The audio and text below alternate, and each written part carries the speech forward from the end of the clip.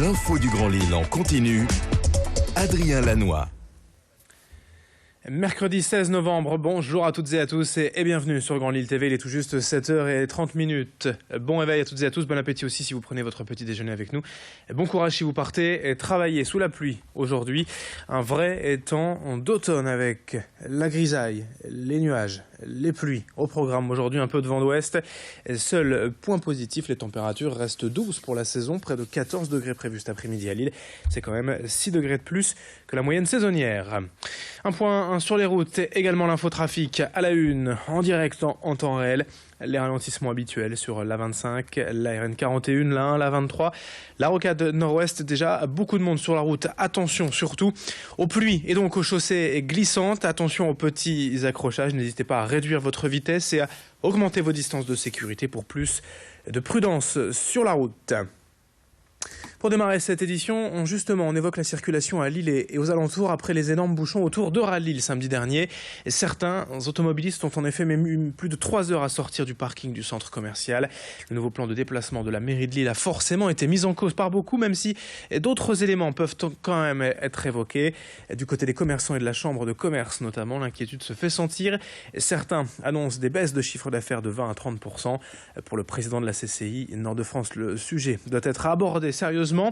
Il en va, selon lui, de la santé économique de la métropole lilloise. On écoute Philippe Ourdin, joint hier par téléphone. Ça devient un vrai problème et un problème d'attractivité du territoire. Et ça devient un problème aussi inquiétant pour les commerces de centre-ville et pour même les entreprises. Les artisans, par exemple, qui viennent dépanner à Lille, aujourd'hui, ne rentrent plus à Lille. Donc ils commencent à refuser des affaires sur Lille. Il faudrait que chacun puisse étudier ce dossier, il puisse y avoir une vraie concertation pour améliorer ce plan de circulation qui aujourd'hui a été fait, à mon niveau, à mon avis, un peu trop rapidement et sans concerter avec l'environnement général. Autre info en ce mercredi, l'annonce de la candidature d'Emmanuel Macron ce matin. L'ex-ministre de l'économie va mettre fin au suspense entourant son avenir et son ambition en officialisant ce que tout le monde sait déjà. Dans le Nord, son mouvement En Marche compte déjà près de 3500 adhérents selon son responsable local Christophe Itier. Nous l'avions rencontré il y a quelques semaines pour évoquer le développement du parti et le recrutement des militants. L'idée, c'est une nouvelle manière de faire de la politique sur le terrain.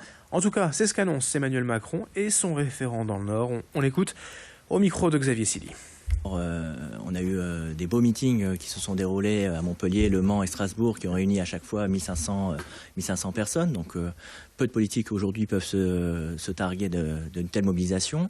On sent qu'il y a quelque chose qui se passe dans la société. Maintenant, il faut transformer l'essai. C'est tout l'enjeu de notre travail au niveau des départements que de créer des comités locaux. On en crée plus de 80 là dans les jours qui viennent, qui vont se réunir, qui vont aller à la rencontre des citoyens. Il y a déjà eu une première réunion à Lille-Centre, une première à Valenciennes. Et on sent bien que les citoyens sont en attente et ont envie de s'engager. Donc aujourd'hui, dans une phase de structuration, de déploiement de notre mouvement sur tout le territoire, on n'est pas du tout dans un essoufflement. Et puis voilà, les échéances qui arrivent vont accélérer encore cette phase dynamique. Autre info en images, la manifestation des agents des finances publiques hier à Lille. Depuis le 10 octobre dernier, l'intersyndicale organise des rassemblements dans diverses trésoreries et centres des impôts du département du Nord. En cause, le manque de moyens et la baisse des effectifs. Plus de 1100 emplois auraient ainsi été supprimés dans le Nord ces 13 dernières années selon les syndicats. Dans une administration fiscale comptant aujourd'hui un peu plus de 3000 employés, les syndicats estiment que la direction veut à terme supprimer l'accueil physique des usagers pour les mener vers un accueil téléphonique ou via Internet. Écoutez ainsi ce responsable CGT aux finances publiques au micro de Xavier Silly. Il y a certaines choses qu'on n'est plus en capacité de faire. Moi, je le dis très tranquillement, les collègues s'en aperçoivent au quotidien. Il y a des choses, notamment sur les renseignements, sur les appels téléphoniques. Au jour d'aujourd'hui, on a créé un centre de contact qui est basé pour partie à Nancy, qui gère tous les appels du Nord pour les particuliers.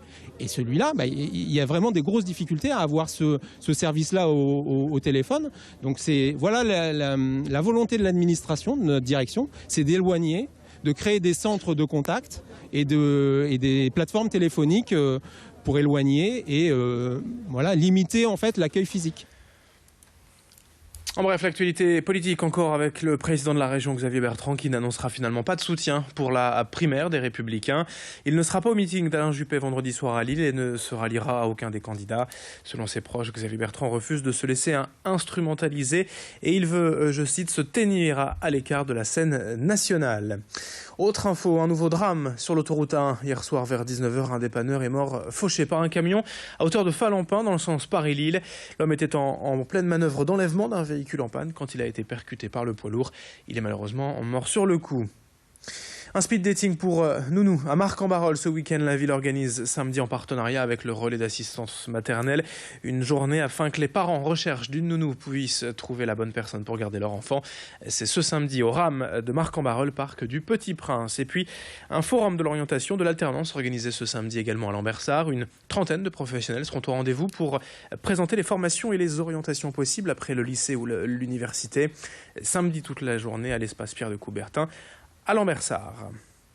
Dans le reste de cette édition, depuis le 1er octobre, le centre commercial V2 à Villeneuve-d'Ascq accueille une boutique éphémère My Box Corner, un local, un pop-up store de 40 mètres carrés réunissant plusieurs dizaines de marques françaises issues des dernières tendances. On y trouve des accessoires de mode, des objets design, des produits d'épicerie fine. My Box Corner est à l'origine une start-up installée dans la métropole lilloise, créée par deux nordistes partis à la découverte des marques émergentes disponibles principalement sur le web. L'occasion pour ces marques méconnues de trouver des emplacements commerciaux éphémères. Ce magasin est ouvert à V2 jusqu'au 31 décembre. Présentation au détail au micro d'Idil Gunay. My Box Corner, c'est un concept store éphémère et on permet à des marques de présenter et vendre leurs produits au bon moment, au bon endroit, en louant ce qu'on appelle une box, donc c'est un petit espace de vente au sein de notre boutique pour présenter leurs produits pendant 3 mois. C'est stratégique en effet pour les marques, souvent les périodes de Noël sont les périodes fastes, donc c'est stratégique. Après par contre on va aller à Lyon et à Paris, donc c'est aussi c'est toujours l'idée de présenter les bons produits au bon moment, donc ça dépend des marques, on les sélectionne aussi pour qu'elles soient là. En ce moment c'est les cadeaux de Noël, à Lyon on sera plutôt sur le plein hiver justement avec des articles plutôt dédiés à l'hiver. Et puis le sport en football, le tirage au sort de la Coupe de France, le 8e tour a été effectué hier soir. Voici les principales affiches concernant les clubs régionaux. Wascal affrontera à Lens, Villeneuve-d'Ascq sera opposé à Valenciennes, tandis que Croix se déplacera à Longo. Fin de ce journal, 7h37. Merci à vous de l'avoir suivi. Dans un instant, vos prévisions météo avec Clotilde Leguévac et l'infotrafic en temps réel. A tout de suite.